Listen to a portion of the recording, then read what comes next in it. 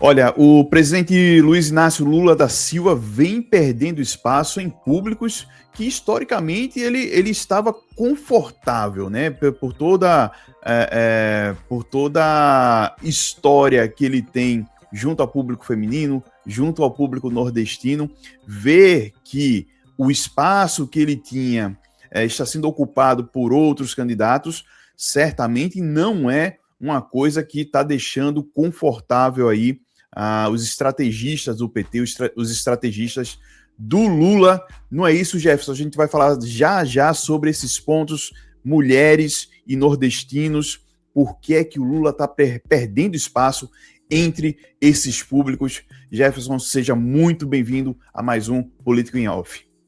Israel, notícias que a gente vai trazer aí, né, veiculadas em alguns dos principais jornais do país.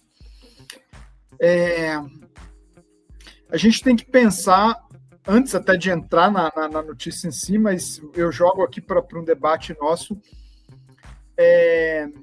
a mudança social, de percepção das pessoas, como as pessoas percebem o governo.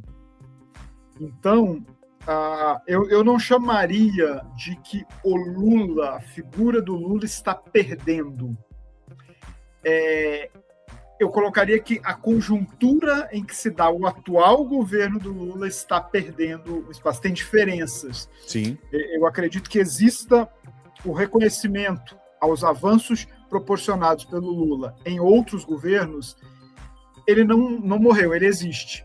Só que a percepção do governo atual, das entregas, dos resultados, ela não está acontecendo.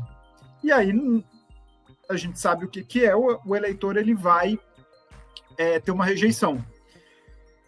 Para complementar, existe uma mudança, a gente vem percebendo aí, do ponto de vista do Nordeste, uma mudança com alguns partidos do centro, ou do centrão, tanto faz, mas eu vou ficar, os partidos do centro conquistaram muito espaço, chegando ao governo de diversos estados ali, né?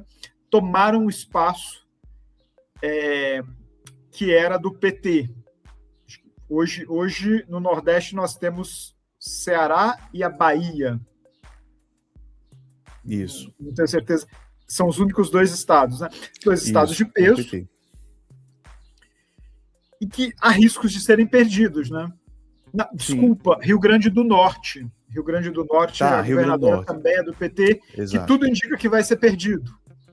Então, assim, novos nomes, novas soluções, novos jeitos de se comunicar, de chegar até as pessoas, e aquele eleitor lá, e aí eu vou trazer para o Lula, aquele eleitor lá de 2003, lá daquele segundo governo Lula, que viveu todo um boom de desenvolvimento ali, aquele eleitor hoje, ele tem outros anseios, ele espera outra coisa do governo. E quando ele não recebe, ele vai em busca, né, do candidato que vai trazer esses resultados para ele. Não, com certeza. Vamos então dar uma olhada aí para a gente entender os números, o que é que está acontecendo para o PT, para os estrategistas aí do Lula estarem com o sinal amarelo ligado, né, em relação principalmente a mulheres e a nordestinos.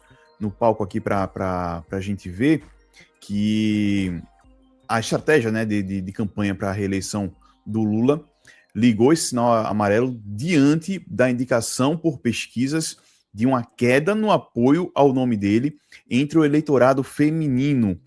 Olha só, nos últimos meses, Lula tem intensificado a sua participação em eventos ligados às mulheres, influenciado, segundo os assessores dele, né, pela primeira-dama, a Janja, e segundo o Datafolha, entre março e abril, Lula passou de uma confortável vantagem de 50% a 37% sobre o senador Flávio Bolsonaro, entre as mulheres, né, para um empate técnico hoje de 47% a 43%, dentro aí da margem de erro de 3 pontos. Essas informações são da Folha de São Paulo, Jefferson. Então, a gente vê aí claramente uma queda, né, nesse percentual do apoio feminino ao Lula. Se a gente for lembrar, né, desse governo Lula 3, a gente vê que a gente começou com uma Janja muito ativa, né? Durante o governo, que ao longo desse tempo cometeu alguns erros aí que foram muito percebidos pela mídia, e a Janja, nos últimos meses, ficou mais acanhada. A gente não vê mais a Janja tão presente, tão protagonista assim em eventos, em agendas do Lula. Será que esse pode ser um dos fatores, Jefferson, dessa queda do apoio feminino? A Janja está mais acanhada, mais recuada, ou não tem nada a ver? Pelo contrário, seria um indicador de que esse apoio poderia até crescer com ela um pouco fora aí dos holofotes? Eu não vejo a Janja sendo uma pessoa que traz o apoio das mulheres. A postura dela foi bem desastrosa para o governo lá no início. Há quem atribua a também desastrosa homenagem da escola de samba no Carnaval do Rio ao dedo dela ali, né? Eu acho que qualquer pessoa com mínimo de entendimento do cenário político carnavalesco teria vetado, não teria concordado com a homenagem, enfim. Então, eu não vejo isso. Eu vou trazer para o palco algo que a gente tem falado muito, que é a economia. Eu acho que quando a gente coloca a percepção das mulheres sobre o custo de vida. E atinge principalmente as mulheres, né? Exatamente. Elas observam mais, elas têm mais cuidado com isso, elas estão muito à frente, às vezes, do orçamento familiar. Tem mais dificuldade de entrar no mercado de trabalho, tem a questão dos filhos, tem a questão de serem donas de casa. Então tem muita coisa aí que realmente está... Todos os perfis de mulher, né? Exato. A dona de casa que faz o orçamento, a compra do supermercado, a mulher que está no mercado de trabalho, que está buscando entrar, às vezes, no mercado de trabalho. Então, eu acho que a economia é o que pesa. De novo, o valorzinho ali do bolso que está fechando contas, sejam essas contas quais forem ali no fim do mês, isso pesa nessa perda de apoio. Eu acho Totalmente. Que vai mais pelo lado econômico. A gente tinha um ponto muito falado, não está mapeado em algumas pesquisas recentes, e se tiver algo que eu ainda não peguei com muita atenção, porque existia a questão do público evangélico feminino. Sim. Eu não sei como é que está essa balança, mas eu colocaria na conta da economia aí, e não acho que trazer a Janja, não acho que é alguém que soluciona nada, não. Acho que o problema está no bolso mesmo. Sim, total. Se chegou a se falar, né, na questão da escolha do vice do Lula, que acabou sendo, mais uma vez, o Alckmin, né? O Alckmin foi confirmado como vice do Lula até o momento, mas chegou a se falar em se trazer uma mulher para ser vice do Lula justamente para se aproximar mais do público feminino. Enfim, isso não aconteceu, e as articulações com o PSB foram mais assertivas, entenderam que é mais benéfico para o PT ter o Alckmin ali como vice. Mas você acha que existe você já falou que a economia é o principal ponto, e eu concordo 100% com você. Mas a presença feminina no governo Lula, você acha que esse é um ponto também que a gente pode estar questionando ou não? Você acha que eles conseguiram equilibrar ali com a Simone Tebet, com Marina Silva, a ministra a Gleisi esteve também, a Margarete, né, na cultura. Exato. E outros, mas assim, eu não sei se nesse momento de decisão de voto, essa participação feminina no no primeiro escalão ali do governo, o eleitor leva isso em consideração. A eleitora leva isso em consideração, exceto para um perfil de eleitora que valoriza esse espaço, valoriza a política e a inserção da mulher. Então, eu acho que vai para o nicho. Mas se a gente pegar o global, eu acho que não, que seria um fator secundário. Sim. É lógico que depois com a janela partidária, com as eleições desse ano, com todos os ministros que deixaram os seus ministérios para poder se candidatar esse ano, a gente tem um panorama de um ministério extremamente masculino. E a predominância nas fotos oficiais, ela foi de um ministério ainda que nós tivemos mulheres em cargos pontuais, mas ainda assim um ministério masculino. Sim. Predominância muito grande masculina. Só que eu vejo que o eleitor de esquerda que cobra isso, ou que cobrou isso no governo Jair Bolsonaro, nesse governo ele engoliu. Para ele, opa, não. Então, a gente tem muito isso. O eleitor do PT ele não cobra isso. Então, não houve indicações a mulheres para o STF. Hoje você tem uma mulher no STF, que quando sair, dependendo, pode ser que fique sem nenhuma mulher no STF. Então, assim, não houve movimentos e sinalizações do governo de inclusão, a despeito de ter subido a rampa com Deus e o mundo. Sim, exatamente. Então, houve essa falha, uma falha que eu não vejo a militância cobrar. Então, quando eu não vejo isso, e eu olho para o cenário eleitoral, eu faço o raciocínio do que não é algo que vai pesar. Não dá para você transformar numa bandeira, porque você entrega um presente para a oposição, né? Mas é algo que passa. Eu ainda vou continuar batendo na tecla da economia. Sim, não, faz total sentido. Se a militância, que é a militância, não está cobrando, né? O eleitor médio, que tem outras preocupações, principalmente a economia, não é que vai estar cobrando esse nivelamento, vamos dizer assim, essa inclusão das mulheres no governo. Não que não seja importante, né? Mas é de total importância. Na escala. Se a pessoa tiver que fazer uma listinha de prioridades, em primeiro lugar, é pagar as contas, é garantir ali que o mês feche no azul, ou pelo menos no 0-0. Exatamente, não é exatamente isso. E será que essa é a lógica também do Nordeste, Jefferson? Vamos dar uma olhada como é que está a situação do Lula no Nordeste também. A questão nordestina nem é a redução na vantagem de Lula sobre Flávio Bolsonaro ainda em 37 pontos, tá? Mas é uma incerteza, Jefferson, em estados onde governadores do PT buscam essa reeleição. A gente tem na Bahia, né, o Jerônimo aparecendo atrás do ACM Neto, do União Brasil. No Ceará, a gente tem ali o Ciro muito bem posicionado ali com 15 pontos de vantagem sobre o governo Eumano Freitas.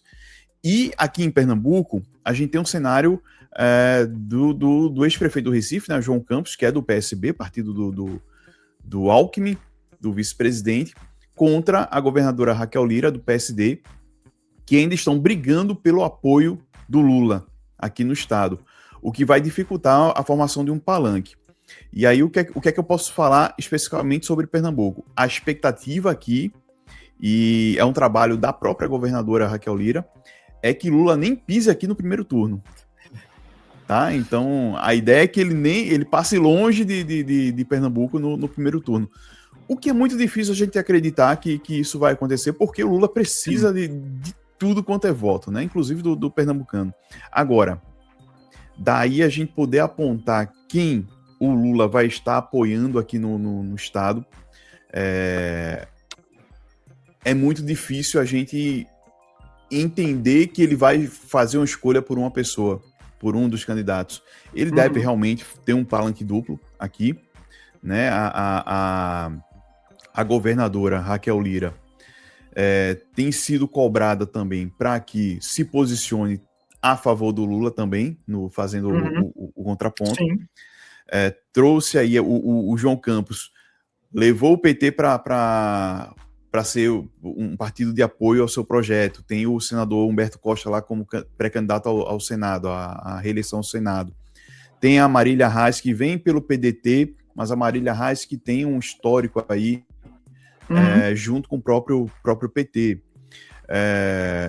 E a Raquel ficou com apoio de partidos de centro e pré-candidatos também ali que povoam o centro, a exemplo do Miguel Coelho, ex-prefeito de Petrolina, que é do União Brasil, e por isso a Raquel fez o movimento de tirar o Túlio Gadelha, lulista aí também histórico, tirou o Túlio Gadelha da rede e levou para o PSD, para ser uma representação aí de esquerda no seu palanque, muito ligado a Lula também. Uma decisão que passou pelo próprio Lula, teve o aval do presidente.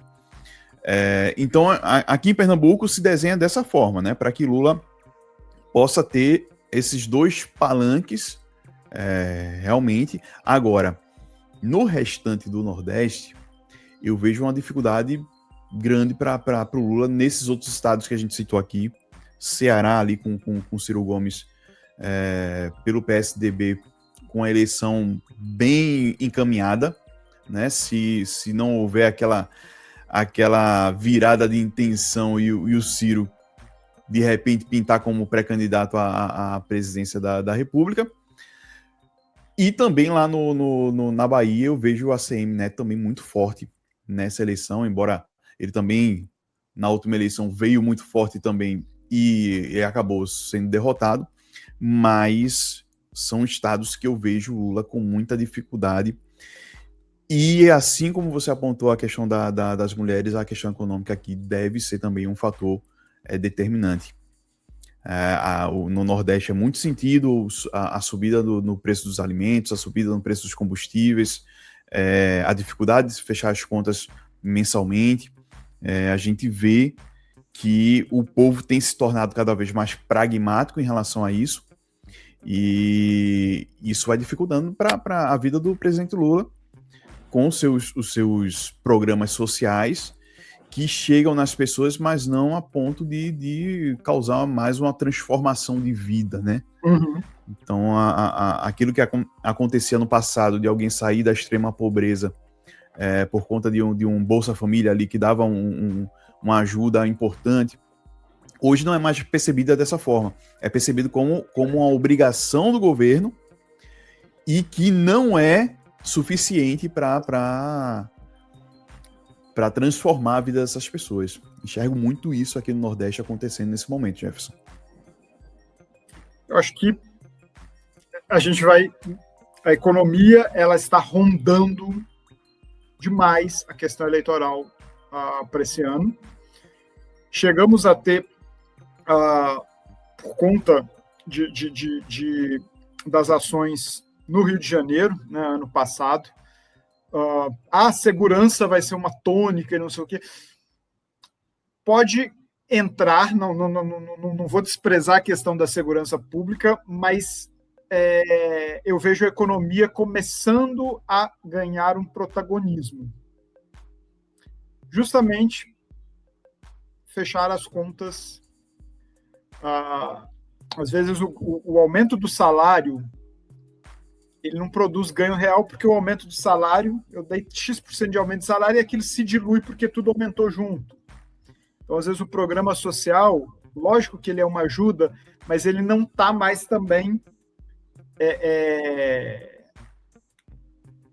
como você falou, possibilitando, às vezes, uma transformação, uma melhoria de vida. Ele está, às vezes, ajudando no sufoco chegar a algum lugar. Mas e é visto como obrigação, né? Sim. Não é mais aquela novidade, o governo está chegando para ajudar. As pessoas hoje veem o programa social como obrigação do governo. Já é uma política pública do governo, não é um diferencial que eu trouxe, né? Então, é uma situação... Hoje, a Bahia talvez seja alguém que lá na ponta ainda continue no PT. Sim. Mas O Ceará existe um risco muito grande. A disputa para a prefeitura de Fortaleza há 2 anos atrás, ela foi apertada. Nós tivemos um crescimento de candidaturas da direita ali, do PL, muito forte. Então pode ser, não que o Ciro seja de direita, né, mas pode ser que o PSDB esteja retomando aí um controle no Ceará. A reportagem nem cita, né, mas o Rio Grande do Norte parece que já jogaram a toalha. Então, e a gente já tem aí a Paraíba, a Sergipe, que já não estão nas mãos da esquerda. Alagoas também, aí nem vamos colocar, embora sejam aliados, seja o MDB, seja aliados do Lula, mas você vê que vai diminuindo. De 9 estados, nós estamos falando aqui, francamente, de 2, porque Pernambuco são 2 outros partidos. Isso. Então, nós temos uma diminuição considerável, e quando a gente pega isso aí e amplia para o mapa nacional, fica mais evidente uma perda de espaço. Então, é preocupante.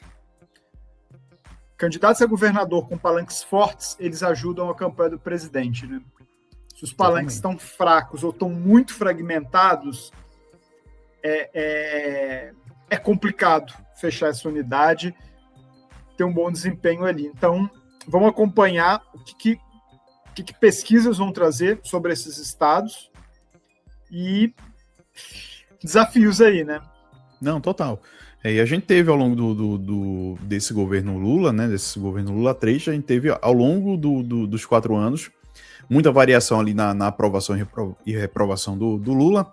Sim. E a gente chegou a ter níveis aqui, recordes de desaprovação, inclusive aqui em Pernambuco, que é o estado de natal, né, do Lula.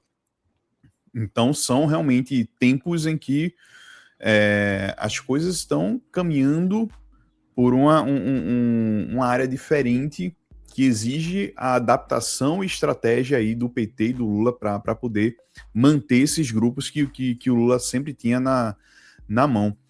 Inclusive, as notícias, Jefferson, também são sobre essas estratégias, né, que o Lula está adotando, que os estrategistas do PT estão adotando para poder chegar no eleitor. Uma delas, e a gente vai discutir aqui se isso é acertado, é tentar criticar o Flávio de uma forma a apresentá-lo como um parlamentar improdutivo, ou seja, durante o seu mandato como senador teve pouca produtividade, e submisso ao Trump, né?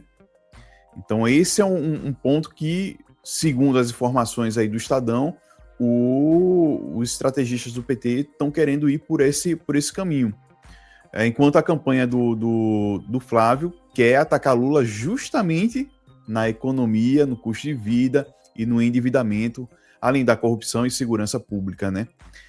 Você acha que essa é uma estratégia certeira aí pro Lula, Jefferson? Eu acho que o caminho do Flávio é um caminho mais fácil até de se identificar quais são as pautas que ele deve atacar, né? Até por tudo isso que a gente acabou de falar sobre economia, então ele está atacando em cima disso. Mas tentar apresentar o Flávio como um parlamentar improdutivo, você vê essa estratégia como algo que vai trazer algum tipo de convencimento para o eleitor que ainda está indeciso, por exemplo? Muito pouco. Muito pouco. O pai dele foi eleito presidente e foi um parlamentar extremamente improdutivo. Então, assim, o eleitor não vai olhar quantos projetos de lei. Então, assim, isso é uma fragilidade muito grande, porque parece que a equipe do governo, o marketing, a comunicação do governo, do presidente, simplesmente olha para o Flávio e não consegue encontrar uma forma de desconstruí-lo. Então, vamos falar que ele nunca aprovou projeto nenhum. É frágil. Que aí você coloca isso e do outro lado você vai ter o Flávio falando, olha, tá caro o mercado, olha, a picanha não vem. A desigualdade de argumentos chega a ser até pesada, você fala assim, pô, então, e eu já falei em outros vídeos, precisamos salvar a democracia, o fascismo também não vai colar. Nesse momento, não sei quais seriam, não sou a pessoa que vai dizer aqui, olha, a estratégia para desconstruir o Flávio é essa aqui. Não. Mas o que eu posso dizer aqui é que o governo está passando no processo eleitoral por uma avaliação dos eleitores. Sim. Então, o governo precisa encontrar argumentos para dizer por que eu mereço mais 4 anos. Esse é um carro-chefe. Eu me elegi dessa forma, o que eu fiz, o que eu não fiz, por que eu não fiz. Esse é o primeiro ponto. E aí, na esteira disso, você tenta a desconstrução do Flávio. Mas somente parlamentar improdutivo, submisso ao Trump, eu diria que são dois argumentos fáceis de serem desmontados. O militante, o eleitor, ele aceita. Tá nem aí. Então, nesse vídeo aqui, até para quem está nos assistindo, a gente não está falando de argumentos para quem já é eleitor fiel. Nós estamos falando de argumentos de formas, por quê? Para uma massa de eleitores que está indecisa. Isso. Tá? Para essa massa de eleitores, certos argumentos eles não vão fazer efeito. Totalmente. O Lula ele precisa encontrar uma resposta para o questionamento que vem em relação à picanha, em relação à cervejinha, né? E explicar justamente como você falou, o porquê que não veio e o porquê e como ele está trabalhando para que isso ainda aconteça. Exato. Em algum momento. Né? Porque esses vão ser os grandes questionamentos do governo Lula. Se passou 4 anos perguntando, né? A gente teve uma campanha toda do Lula falando que o brasileiro ia voltar a comer picanha, ia tomar uma cervejinha no final de semana de forma tranquila, e se passou 4 anos cobrando o governo Lula a picanha que não chegou. Então, agora é a hora de responder por que não chegou e o que é que está sendo feito para que chegue. E existem muitos outros pequenos calcanhares de Aquiles aí. Sim. A famosa taxação das blusinhas, a questão do Pix acabar, embora isso tenha passado, mas foi uma fake news que colou. Sim. Que mostrou fragilidade da comunicação na época, não soube. Então, assim, a gente dá para elencar, a segurança pública também, ela é um problema. Questão dos trabalhadores de aplicativo, as relações com os trabalhadores de aplicativo, que o governo também não sabe se comunicar, não consegue entender os anseios e se comunicar com eles, né? Entrevistas do Guilherme Boulos, que é alguém que está muito à frente disso, mostram total desconexão dele com esse público. Assim, é muito detalhezinho que vai afastando perfis de eleitor, né? Exato. O eleitor, ele compra transformação de vida, né? Então, houve uma promessa de transformação de vida em várias áreas, essas todas que a gente conversou agora. Essa transformação não ocorreu, o eleitor agora vai cobrar, né? E a estratégia aí da candidatura do Lula, a reeleição, precisa dar as respostas que o eleitor vai querer nesse momento, porque o outro lado vai estar cobrando e levantando essas problemáticas a todo momento. Vai ser uma campanha muito fácil para os adversários, não digo nem somente o Flávio Bolsonaro, atacar o governo Lula. Tem muita munição. Podemos falar um pouquinho sobre isso aí num próximo vídeo. Podemos sim. Mas, Jefferson, acho que a gente passou aqui pelas problemáticas, desafios aí gigantescos que o Lula tem, né? Mais desafios aí para tentar a reeleição. E que precisa de muita atenção aí de todo o staff do presidente, todo o staff da do Planalto, né, enquanto ainda tem tempo de se criar aí programas, ações do governo para que isso se reverbere numa eleição. Então é uma verdadeira corrida mesmo contra o tempo que o governo tem que encarar nessas próximas semanas, não digo nem meses, mas nessas próximas semanas. Daqui a pouco a gente tem Copa do Mundo, tudo para, recesso parlamentar, então é um período crítico, que ou o governo consegue se conectar melhor com o eleitor, com o brasileiro, com aquele principalmente que ainda não definiu o voto em ninguém, ou a gente realmente pode ter aí mais um caso de presidente não reeleito no Brasil, né, pela segunda vez consecutiva. Vamos aguardar aí. Vamos lá. Gente, se você ainda não se inscreveu no canal, se inscreva agora, tá? Deixa aqui o teu like, deixa a tua opinião aí sobre os movimentos do Lula, por que é que o governo não consegue deslanchar, por que é que a pré-candidatura do Lula ainda não chegou no eleitor médio. Deixa aqui a tua opinião, que a gente quer saber o que é que você pensa. Jefferson, muito obrigado a você que nos acompanhou até aqui, e a qualquer momento a gente volta com um novo Política em Off. Até mais, pessoal. Valeu!